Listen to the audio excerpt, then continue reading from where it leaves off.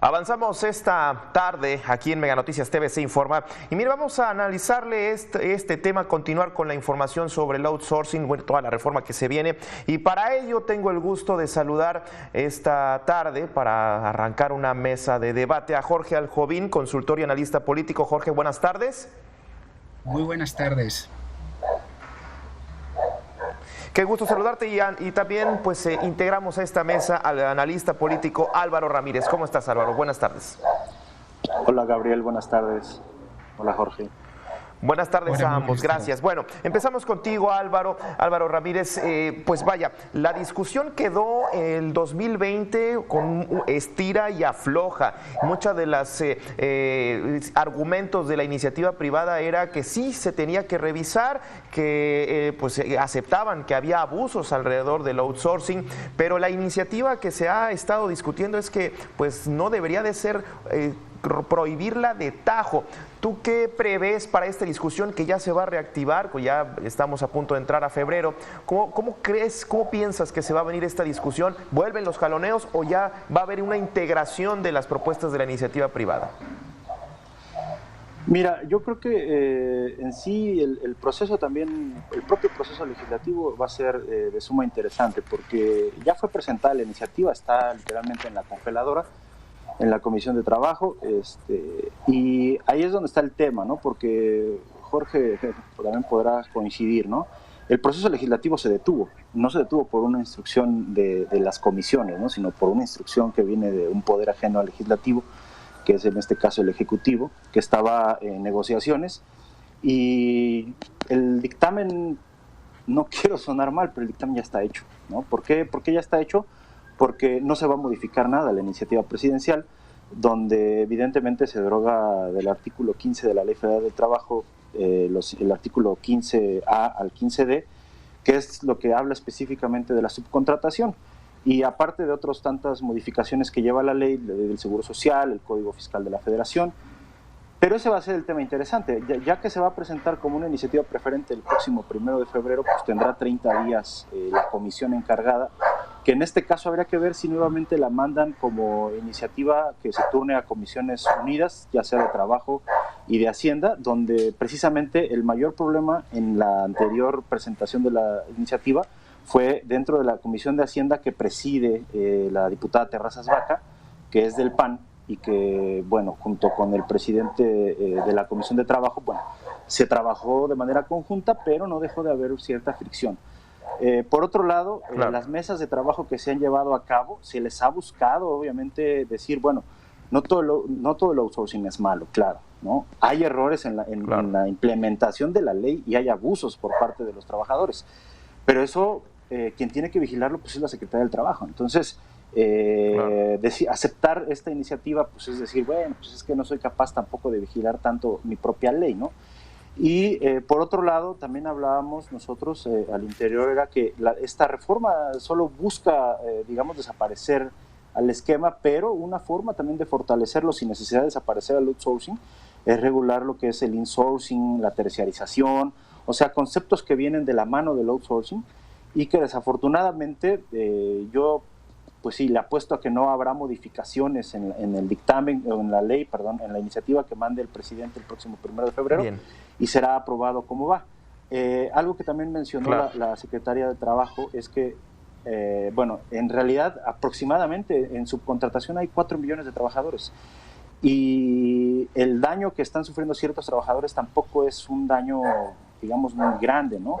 Creo que también la iniciativa privada necesita ponerse a trabajar en eso, ¿no? Decir, bueno, a ver, ¿quiénes son las empresas que están abusando y vámonos contra ellas, ¿no?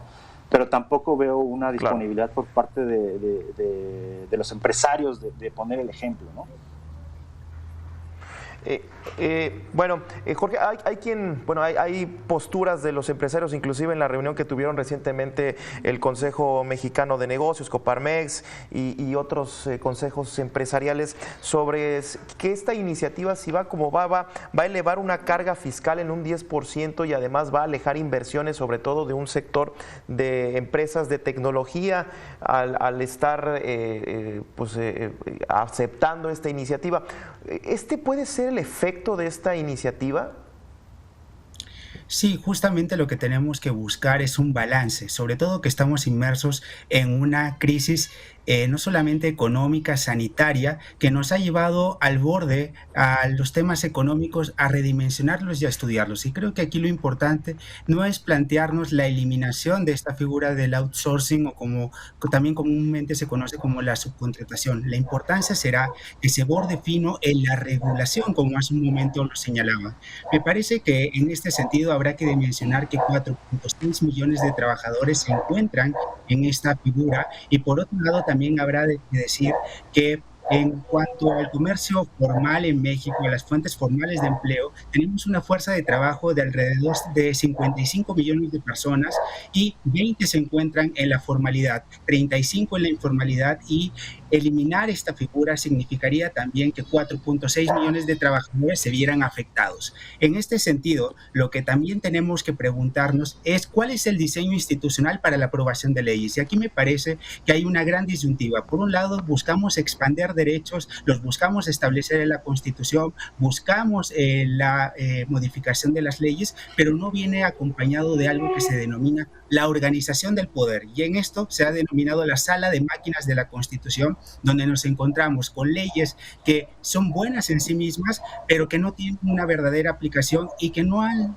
sorteado los parámetros de la deliberación, de la discusión previa, porque nos encontramos con una iniciativa del Ejecutivo Federal que fue lanzada en un inicio sin una deliberación con los principales grupos afectados. Me parece que en un segundo momento se busca lograr un acuerdo con el sector de empresarios en cuanto a los temas de impuestos, seguridad social y sobre todo también habrá que decir, hay herramientas para la sanción y no solamente corresponde a la Secretaría del Trabajo, sino también a otras autoridades, Claro. como es el Servicio de Administración Tributaria, en primer lugar. En segundo lugar, también le corresponde al IMSS. Y en este sentido habrá que atacar esas fuentes, esos abusos que han llevado ciertos empresarios y me parece que pintar todo como negro o blanco sin construir los grises, me parece que esto es el grave problema que se tiene y que enfrenta a los poderes económicos por un lado y al Ejecutivo Federal y sobre todo hay que ver esto.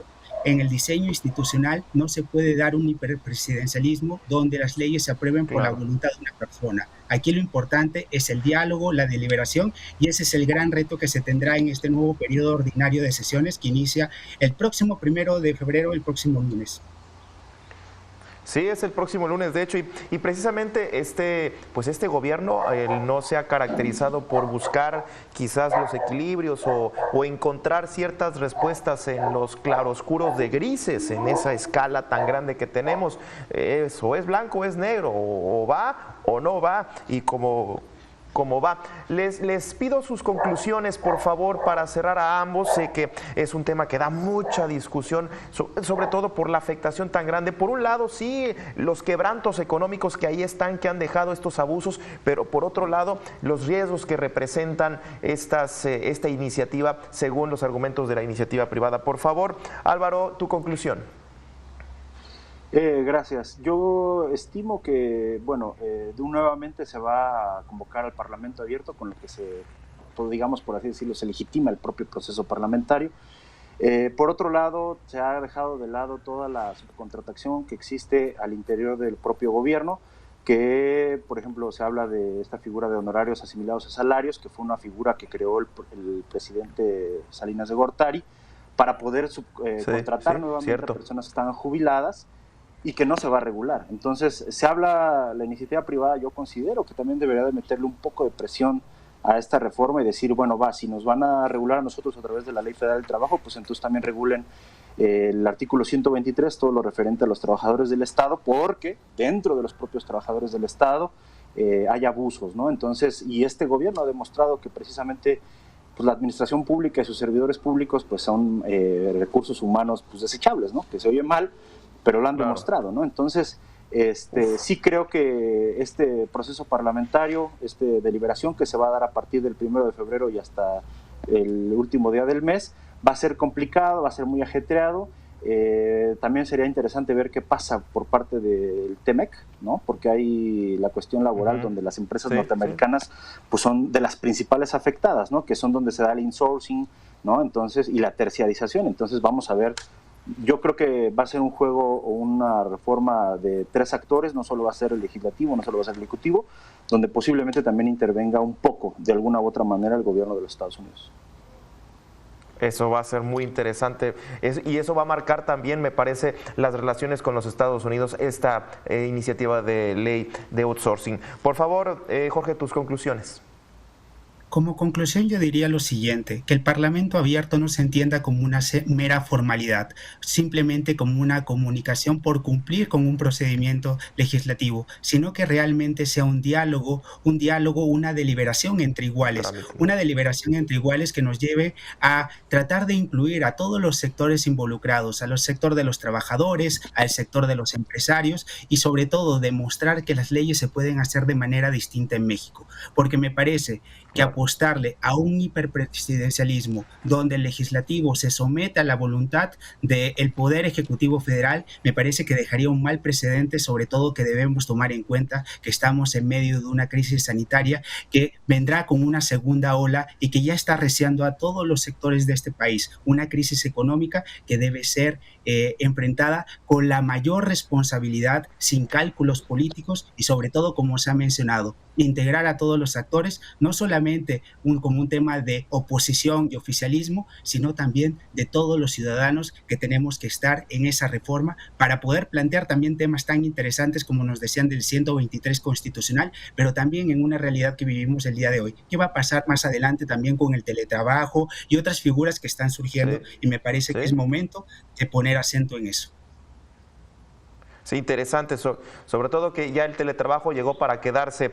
Muchísimas gracias a ambos y sí, insisto y coincido en el tema del Parlamento abierto, que no sea como mero trámite. Gracias a Jorge Aljovín, consultor y analista político, y a Álvaro Ramírez, analista político, que estuvieron aquí con nosotros debatiendo este tema del outsourcing. Muchísimas gracias a ambos. Muchísimas gracias. Gabriel, gracias Jorge.